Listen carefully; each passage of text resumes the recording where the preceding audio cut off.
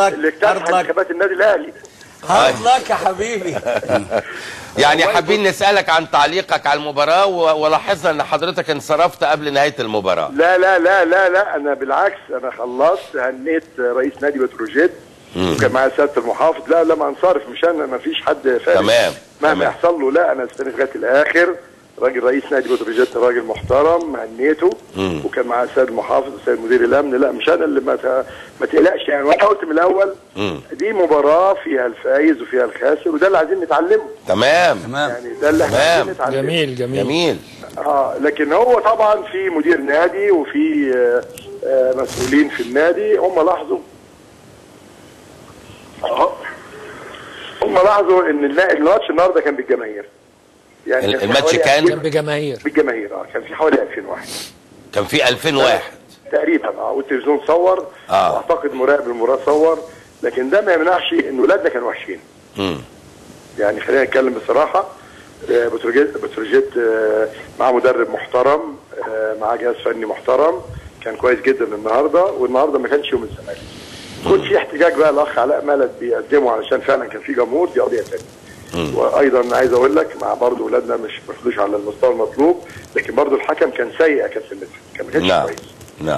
ما كانش كويس على الزمالك بس، لا كان مش كويس على الفريقين. وهو اسوأ شيء ان بقى الحكم يبقى بالارتباك ده.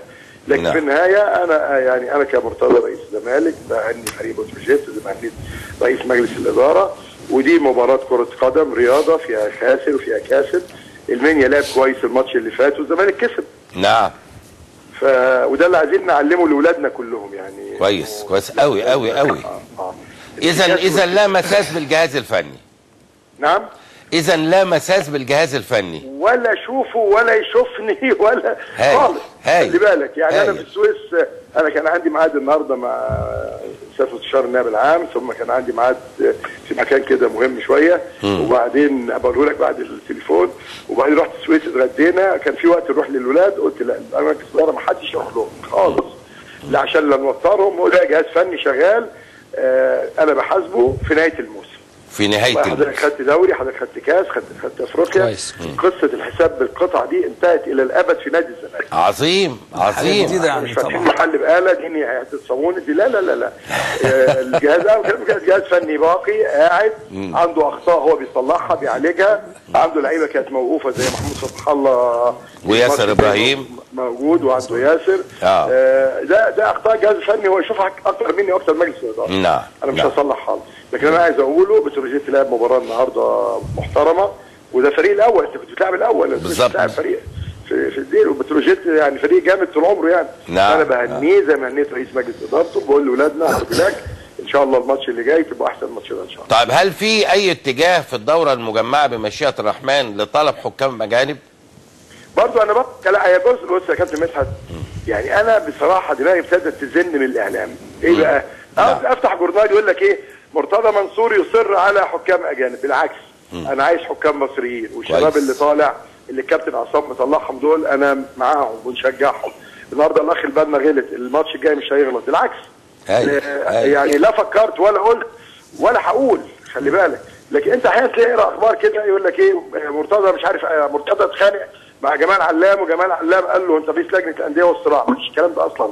احنا كلنا بنكمل بعض يا كابتن مدحت. ممتاز. الاعلام ممتاز. مع مجالس الادارات، مع الاتحاد، مع لجنه المسابقات. نعم. الاخ عامر حسين مع لجنه الحكام، الاخ عصام، كلنا بنكمل بعض. لكن لو كل واحد فينا بقى بص انه عايز فريقه هو اللي يفوز بقى بالعافيه، يفوز بالتزويق، ما فيش الكلام ده. انا بقول لك هو النهارده انا هنيت الراجل رئيس مجلس الاداره، راجل محترم، شخصيه محترمه، رئيس نادي بتروجيت. وعلى فكره انا بين الشوطين انا يمكن الاستاذ محافظ قال لي اتفضل، انا ثلث ساعه بتصور مع الجمهور بتاع بتروجيت، مش بتصور معاهم علشان اثبت ان كان في جمهور، لكن هم عايزين يتصوروا معايا انا يعني بصراحه. طبيعي. الناس محترمه، قابلوك كويس جدا. شعب السويس شعب محترم، وقابلنا من ساعه ما دخلنا السويس. بقول لحضرتك انا في النهايه بقول لاولادنا دي مباراه وعدت. بص المباراه بكره ان شاء الله باذن الله، والفريق اللي فاز عليك ده الاول في المجموعه. صحيح. كابتن فاروق له سؤال لحضرتك. سياده المستشار، ازاي صحتك؟ عامل ايه؟ هارد لك النهارده. طبعا الاول بس انا عايز اسالك الدعوه بتاعت ابن المستشار احمد الزند فرح ابنه من الجمعه وصلتك انت وكابتن حسن شحاته هنروح ان شاء الله. ولا لا؟ وصلت يا سياده هنروح ان شاء المستشار. الله. الحمد لله. وصلت ان شاء الله. احنا عايزين نروح ليه بقى؟ لان المستشار الزند اهلاوي. بس حد جميل جدا سياده المستشار احمد، حد جميل جدا ومحترم جدا جدا جدا. تحت امرك يا كابتن فاروق، اتفضل. طبعا بنقول ارض لك نادي الزمالك، لكن الحاجه الجديده الكلام اللي انت بتقوله يا سياده المستشار جميل، ده حاجه جديده في نادي الزمالك. اتمنى ان الفتره اللي جايه الناس تبقى يعني تبقى تتماسك ويبقى عندها الثقه في الكلام اللي انت بتقوله، ان ده عرف جديد في نادي الزمالك، ان انت بتصمم ان يكون الجهاز الفني موجود واللعيبه، ان مكسب والخساره دي موجوده في الكوره. الشعور اللي انت بتقوله ده ان شاء الله يبقى دافع، واللعيبه تاخد الثقه تاني وتحس ان ترجع لوضعها الطبيعي. ان شاء الله. فاروق شوف، اللي ما يستفادش من اخطائه واخطاء الاخرين ما يستحقش يقود فريق كبير او نادي كبير. باي باي. جميل جميل جميل. تحياتنا سياده المستشار. توفيق يا مرتضى بيه، بالتوفيق. كابتن مجدي بشكرك. كابتن حبيبي يا سياده المستشار والله وحشني. طب انا عايز اسالك سؤال، عايز اسالك سؤال سريع كده. قول يا مجدي. انت ما دخلتش الانتخابات الرئاسه ليه؟ عشان مجلس الاداره قرر والجمعيه العموميه قررت. وبعدين اقول لك سر بقى، انا من عشاق المشير السيسي. خلاص بس خلاص كده. ومين تاني يا سياده المستشار؟ ومين تاني؟ نعم. ومين تاني قال لك؟ مين تاني؟ انت يعني بص، اقرب ناس ليا يا كابتن مجدي قالوا لي ايه، احنا بنحب السيسي جدا وبنحبك جدا، انت ليه عامل لنا صراع عاطفي، صراع عاطفي. مصر ان شاء الله بقياده هذا الرجل المحترم.